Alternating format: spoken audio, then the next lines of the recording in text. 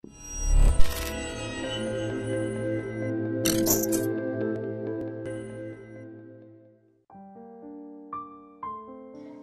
yang akan kita bahas adalah tema berpikir kritis.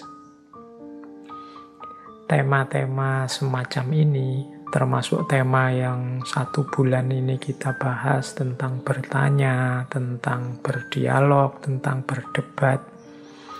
Ini tema-tema yang rasanya kita sudah merasa ngerti, sudah merasa tahu. Tetapi setelah kita telusuri, kita kaji, ternyata kita banyak belum tahu juga. Ini berarti selama ini kita hanya merasa saja. Merasa tahu, padahal sebenarnya belum tahu. Mungkin dalam banyak hal kita ini kondisinya seperti ini. Padahal menurut Imam Ghazali, di antara kategori hubungan antara manusia dan pengetahuan, ada manusia yang paling bahaya, yang harus kita tolak, yaitu orang yang merasa tahu padahal dia belum tahu.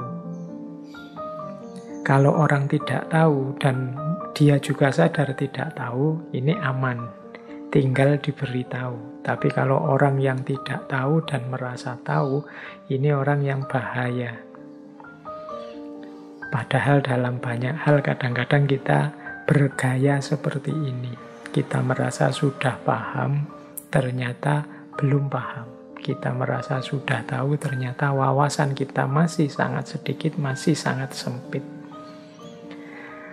Bahkan para filosof seperti Socrates dulu kan juga menyatakan sesungguhnya kebijaksanaan itu terletak pada kesadaran bahwa aku ini sebenarnya tidak tahu.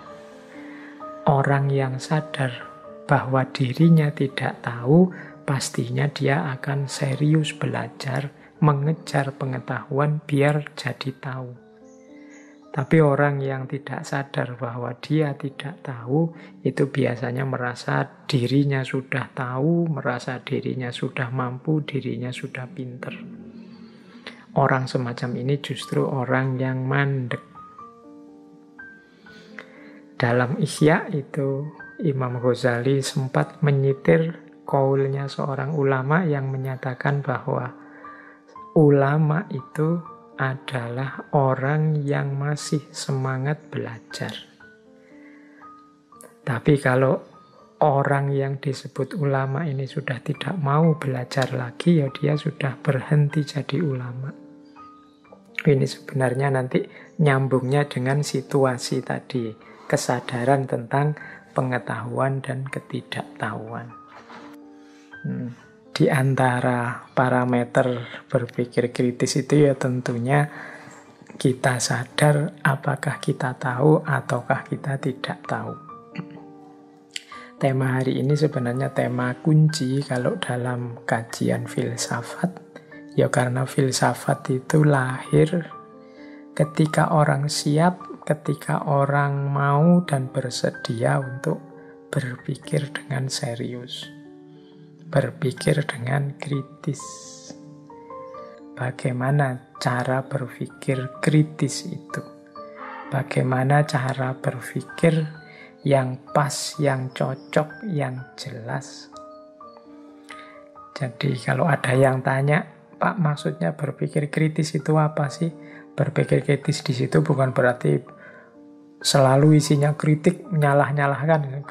Kesan kita kan begitu, kritis itu terus sama dengan kritik. Enggak. Kritis di situ maksudnya berpikir yang jelas, berpikir yang tepat, berpikir yang sesuai tujuan, berpikir yang tertib, ada dasar, ada argumentasinya, tidak ngawur. Nah, itulah berpikir kritis.